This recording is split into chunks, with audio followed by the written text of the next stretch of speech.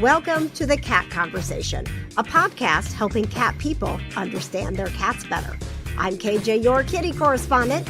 If you enjoyed the show, please make sure that you rate, review, and subscribe. I'm so excited to have you here to talk about cats. We love cats. That's what we're here to do and learn something along the way. And I feel like this episode, we are definitely going to learn a lot.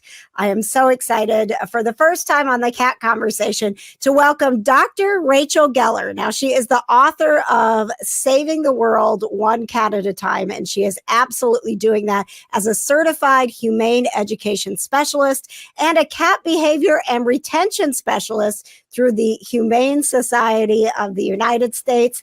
Dr. Geller, welcome to the show. I feel so welcome. Thank you for having me here. Absolutely. And I love your backdrop with all of the kitty cats. Thank and you. You know what? I almost wore that exact shirt. I always wear a leopard print when I do like an interview. It's kind of like my trademark. But I have to confess one thing. Yes. Unlike a lot of people who, when we started doing all of the Zooms and all of the, StreamYards and visual types of communication, many people like created a background, right, or figured something out. This is really how my office always looked. You were living it before you were on camera. I love it.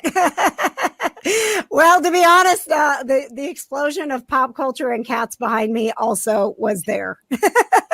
Two of a kind. Yes. So, I have, been obviously a lifelong lover of cats, and similar to you, have learned along the way from just having cats, and then realized that lots of people were asking me questions about cats, and I didn't always have the answer. And so I started this show so that I could connect with more people like you, who, the more of us that are getting together and bringing up this conversation about cats and how we understand them better, the more that we keep in homes and out of shelters. And I would like to start by putting a spotlight on the work that you have done with surrender prevention and really, really digging in to try to keep cats in homes. Yeah, so I am really excited about my surrender prevention program, and it's been a bit of a journey, but after I got certified as a cat behaviorist and started working more and more in the field and working with shelters, working with adopters, working with fosters, and people would come to me with problems, and they would start out by saying, I need to surrender my cat because she's doing X, Y, or Z. I need to surrender my cat because she's peeing out of the litter box. I need to surrender my cat because she's scratching on everything except that lovely scratching post that I bought for her. And what I realized was that many of these people really did not want to give up their cats, but they weren't sure how to fix that problem, or they didn't even think there was a solution to the problem. And, well-meaning friends or internet searches often don't yield the most efficient and accurate information on how to solve cat behavior problems. So in the course of keeping cats out of shelters and in their homes through my behavior, my cat behavior work, I decided to write a course on what I call surrender prevention. And if you're at a shelter, a staff, a volunteer, if you're in a rescue, if you're an independent trapper, how do we keep cats who already have homes in their homes and prevent them from being surrendered into shelters that are already overcrowded? So I wrote a course on surrender prevention, focusing on how to be empathetic with cat owners, how to be non-judgmental with cat owners, how to solve certain problems, the basics, checklists, and kind of shopped it around. And I found a platform on the Community Cats podcast where I give the certification class 4 times a year. But it's also been endorsed by Maddie's Fund for scholarship opportunities, so people don't have to pay to take the course. And it's also been endorsed by the National Animal Control Officer Association for continuing ed credit. So it's been quite an exciting journey. It really has. And it makes me feel so rewarded because single-handedly through the work I do, last year I kept over 1,000 cats in their homes who were going to be surrendered to shelters. And now I'm training all of these other people to do what I do. So, it's excited, and it's very exciting, and it's very grassroots. I mean, it's so grassroots that I'm kind of like a weed, but it's starting to slowly spread, and that's what I want. Oh, that is so wonderful. And, a lot of times in the work that we do, and you're working with rescues and shelters, you're finding those people that are just exhausted, right? And so they get that one more person who says, I need to surrender my cat because, and they're looking around going, where am I supposed to put that cat? And so it's hard sometimes to be like, okay, take a deep breath and know that this is one person. So, you're in your book, saving the world one cat at a time. You're also helping one person at a time. And that's so important to be able to remember that. Yes, absolutely. I mean, whenever a person is suffering or going through something, whether it's, divorce or job loss or, stress or whatever, you often find a cat suffering at the other end of that. But I do find that with this surrender prevention course and having more and more people, learn about surrender prevention and what it is, we're getting better at keeping the cats in the homes who already have homes. And it really saves 2 lives, right? Yeah. The cat who stays in your home keeps her home, and that frees up a spot in shelters that are already overcrowded. But, I agree with you. Like, so many shelter people are completely overworked, and you get that one more surrender, and it's very easy to be judgmental. I think we can get very judgy, you know what I mean? And if you think about the person calling at the other end, they don't want to be judged. And No. if you think about it, I feel like we go so quickly to like they don't care about their cat. But even a surrenderer does care about her cat, right? She's not abandoning the cat. She's not just letting the cat out somewhere. She cares about the cat enough to call shelters and rescues and find another home for her cat. So I think that kind of like changing that mindset is really important. But, from the shelter perspective, I get it too. Like, nobody wants to adopt a cat who bites, right? Or nobody wants to adopt a cat who's aggressive. So, learning how to fix those problems. So, biting, aggression, litter box problems, these are all solvable, fixable problems. So giving the shelter people, the rescue people, the independent people, the volunteers, these tools, it's really, really important. And the surrender prevention course comes with many modules on litter box behavior, scratching posts, scratching everywhere else except for the post, multi-cat aggression, introductions and reintroductions. And I'm working on right now, the next class is going to include cats and new babies. So, I can't wait for that. Yeah. Yes, because the amount of times someone's like, I need to surrender my cat because we're having a baby. Like, no, you don't. Exactly. Yeah. So, let's talk through, and obviously, we can't get into, super big detail, but let's talk through some of the basics, that you mentioned. And I think, the big one that we hear is, I need to surrender my cat because she's peeing out of the box. And, and like you said, from the perspective of the rescue worker, well, do you think there's somebody out there that wants to adopt a cat that's peeing outside a box? Like, no one wants a cat peeing outside the box. So let's help your cat peeing outside the box. So what are some of those things, like those immediate things that someone can do when we've got a cat peeing outside the box? Yeah, and you hit the nail on the head. Like, let's have a whole new perspective. Instead of us saying, oh, there's a wait list, or, oh, we can't take that cat, we can now say, hey, how about if we can help you solve this problem? When you want to keep your cat, if he uses the litter box, oh, of course. Most people do want to keep their cats. So litter box problems are one of those things that they are very fixable and solvable, but cat pee is really, really smelly. And that's probably the first thing I do is empathize with the person. I get it. Cat pee stinks. It's hard to get out of your clothing or your bed, and it's a smelly, stinky problem. And sometimes I'll tell some stories about myself that I can relate.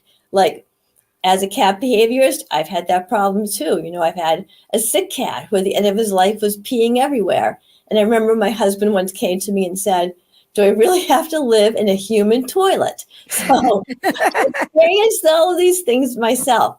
But I tell people to start off with thinking like a cat. And that's a huge big deal. So we humans think in terms of privacy. So we get our cats like covered boxes. We put the box like in a small room somewhere off in the house, with the box in the closet. We put a box in the basement because we want to give our cats privacy. Well, your cat actually wants the opposite. When a cat is in her litter box, she feels very vulnerable. She's in a vulnerable position. And these are very scientific terms here. Cats want to feel safe when they pee or poop in the box. So covered boxes from a human perspective may provide privacy, but cats want a clear visual field. They want to see all the way around them. They want to know they have ample visual warning time should an opponent or an invader appear. They want to know that they have a means, they have potential for escape. So they're not looking for privacy. They want the opposite. They want to see all the way around them. They want to know they can get out of dodge if they have to. And they want plenty of warning time should there be an opponent. So if you think about a covered box, not only does it completely block the cat's visual field from all around the cat, but it's only one way in and out. So that cat knows if an opponent does appear, the only means of escape is right into that opponent's face. So that's not really very reassuring for the cat to want to go use that litter box. So, we tend to put boxes into corners. We want them out of the way. Well, to the cat, 2 out of the 4 visual fields are now blocked. We like covered boxes. We want the box hidden under something. But anytime you block that cat's field of vision, you're going to get a cat who's afraid to venture into that box, because this is an instinct a cat has to protect herself. And these opponents can be real or imagined. Even an only I'm cat. so glad you said that. Yes, because so many times with people like, well, they don't have anything to be afraid of. You can't convince a cat that they're not prey. Correct. Yes. They are always, they have a very strong survival instinct. They are always wanting to make sure they're safe from predators. And a covered box completely erodes that safety for many, many cats. So, I really go through what people are doing, but look at it from a cat's perspective. And often just moving the box maybe 8 to 10 inches from a wall or out of a corner, taking the cover off, things like that, you may solve your litter box problem. And like you said, there's so much to get into it, but you really have to look at it from the cat's perspective. Do you have a multi-cat household? Well, inter-cat relationships have a lot to do with litter box use. Are there young kids? Is your house noisy? Does your cat, feel safe using the box? Those are all the things we have to go through. Declawed cats often don't like many types of litter because their paws are very sensitive. Sometimes we forget that the box that we bought when our cat was young, like 2 or 3 years old, is not going to still fit when the cat is full grown. So there's all kinds of things that go into it. But I go through all of this step by step with people. I have a checklist. I ask a lot of questions, gather a lot of information, and then figure out, okay, let's solve this problem.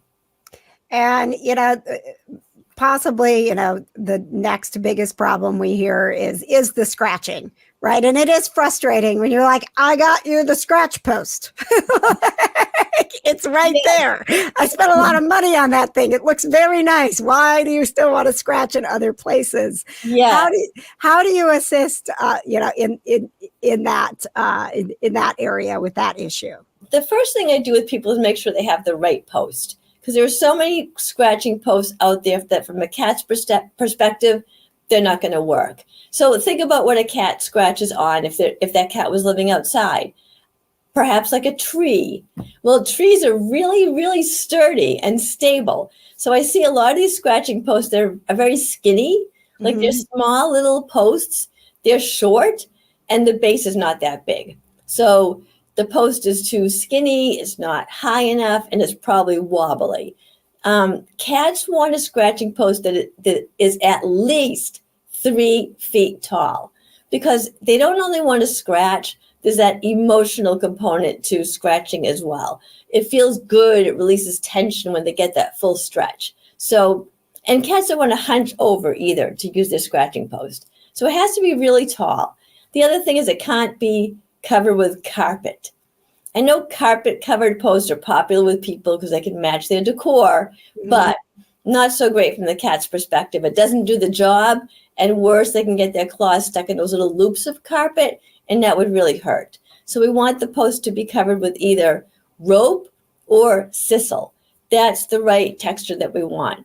So high enough texture, and then look at the base. If it's a teeny tiny little square base and it wobbles a little bit, the cat's not going to feel like she can really pull from it or push onto it. Worse is if the scratching post did fall, I guarantee your cat will never use that scratching post again. So we don't want that. So think about the post first.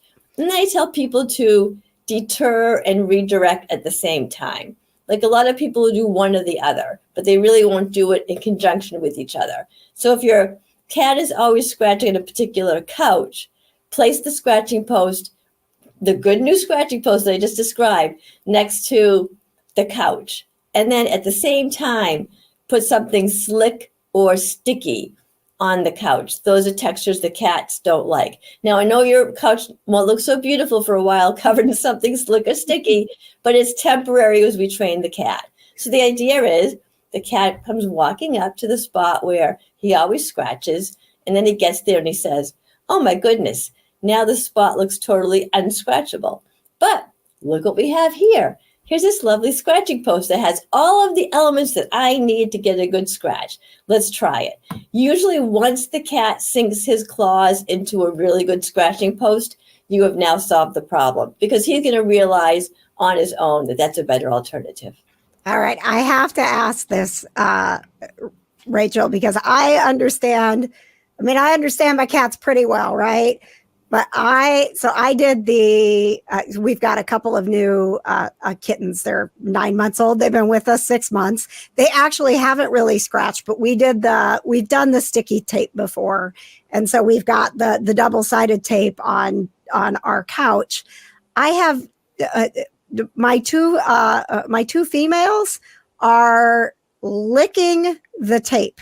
Like, they love it. And I'm like, sometimes I just stare at them and I'm like, maybe I'm not supposed to completely understand you. Well, the expression is one in every crowd. Yeah. It happens in the cat world too, right? Like, I'll be giving all this advice, and there's always like this one cat who does everything completely contrary. Yeah, it is. I mean, it would be comical if it wasn't so frustrating. But yes, sometimes we do have to change around our deterrents because it's not working. So if something slick or sticky isn't working for you, there's other products that sort of have like little spiky things, or they make a noise. So there are other ways that we can deter. But I usually go to slick or sticky first, because that is the most common thing. But no matter what I do, there's always someone who'll come back to me and say, well, my cat. So, good cat behaviors, they need to be prepared. I don't want to say, well, you're out of luck.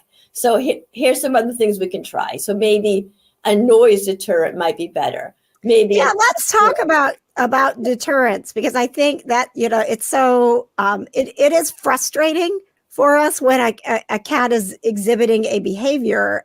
We talk about this a lot. They're not bad behaviors. They're behaviors we would prefer they not have, right?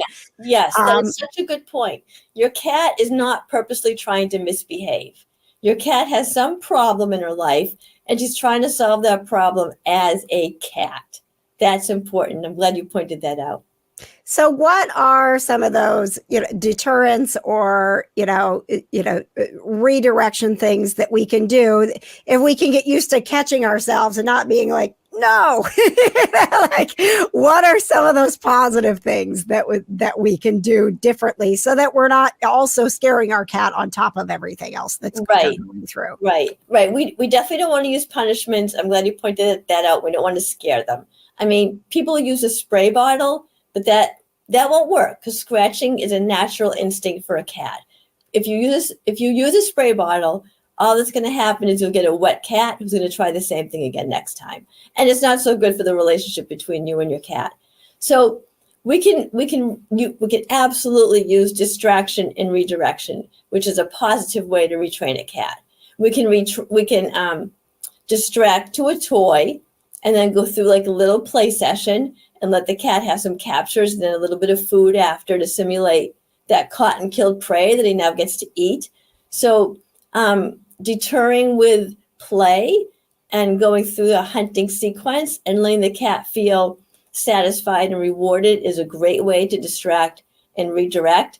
It's a positive way of retraining. You're giving a cat a reason to like his new behavior. Oftentimes with cats, the best thing to do is to set things up so the cat feels it's all her idea. This works great on my husband, by the way. But so we can use positive methods of deterring. We can use things that might startle the cat, but not, freak the cat out, and it's not tied to you. So there are products where if a cat gets too close, like a hissing sound is made, like a compressed air product, that won't freak out your cat. It'll just kind of startle her a little bit. She'll go someplace else, which is what we want to do. Mm-hmm. So things like that to deter that are safe, that won't get in the way of your relationship with your cat are all really great techniques too. So I've even sometimes had people take like a Poland Springs water bottle, a little plastic water bottle. Yeah. Fill it up with some pennies and put it on the side of the couch where the cat goes to scratch. And when they go to scratch, the jars or the bottles with the pennies in them will tip over, and that can be enough to startle your cat too without hurting your cat. Oh, yeah, that's brilliant. All kinds of little techniques. So if the first thing I say to you doesn't work, you can come back to me and say it's not working, and we'll try some other things. So I always start off with the easiest and the most tried and true methods, but there's always that one cat who we have to kind of take a different technique. There are many roads to Mecca, as they say, and so that's a big part of what I do, and I think people get frustrated and they don't realize that, sometimes we just have to try something else. Yes. So let's talk about your book. I'm assuming we can get a lot of helpful information in that as well. It's Saving the World, One Cat at a Time, and you can get it on Amazon or drrachelcatbehavior.com. Tell us a little bit about what's in the book and who's on the cover with you. Let's start with that. Well, she's no longer with us, but that was one of my rescue cats. Her name was Rosie. I loved her very much, and she's very cute, as you can see. Yes. But unfortunately, she's no longer with me, but she lives on the cover of my book. So I like to call my book an instructional memoir. So I talk a little bit about my life and how I got to the point where I am now of spending my days helping people with their pees and their cats' pees and poops and scratching. And then I have chapters on some of the most common cat behaviors that people want solutions for, such as the litter box, the scratching, inter-cat aggression, shy cats, all that type of thing. And I'd like to mention too that I donate 100% of the profits to cat shelters, animal shelters, people who need medical assist with their cats, grants, and so forth. So it not only will help you with your cat, but you'll be helping other people with their cats if you buy my book. That is amazing. And can we touch on, because I saw on your website, in your mission statement that you do, and you mentioned it there, helping people. Oftentimes the barrier that they're facing is the cost. There's something going on medically and they feel like they don't have the money, so they have to surrender their cat. Can you give some, insight into the person who may end up, facing that someday with their cat? Yeah, that's a great question. And that's what led me to creating a nonprofit, which is called All Cats All the Time. So what would happen often is, I'd solve some cat behavior problem that to the owner, they were in crisis, and we solved the problem. They can keep their cat. They're very grateful. And then they would say, how can I pay you? Or they were very grateful and they would say, how can I donate to something in your honor? So I really got to thinking, and as you were saying, cat behavior counseling isn't just the advice. Sometimes it involves paraphernalia, more litter boxes, a new scratching post, cat trees, maybe a medical appointment to rule out certain things. There's a cost to all of that stuff. So I realized that if the people who wanted to pay me make a donation to my foundation instead, I can then use that money to help low-income clients who can't otherwise afford to, buy the stuff or go to the vet or whatever it is that they need. So my mission in life is that there never be a financial barrier preventing people from keeping their cats, because I know they love their cats, but as you said, not everybody can afford to do all of these things. I think about like litter box stuff. Mm-hmm. We may go through like 5 or 6 different types of litter boxes before we find what fits. And some people will say, the sky's the limit. I don't care, whatever it costs, I want to keep my cat. But then other people will say, I'm on a fixed income, or I've lost my job, or I had to move in with my parents, or, whatever it is. And so by removing that financial barrier, I can help them keep their cats in their home, which it's just so rewarding. I'm so glad that I decided to travel down this road, because I feel very happy at the end of the day. Oh, it's so wonderful. The work that you're doing is amazing. I do want to give you the website one more time, drrachelcatbehavior.com.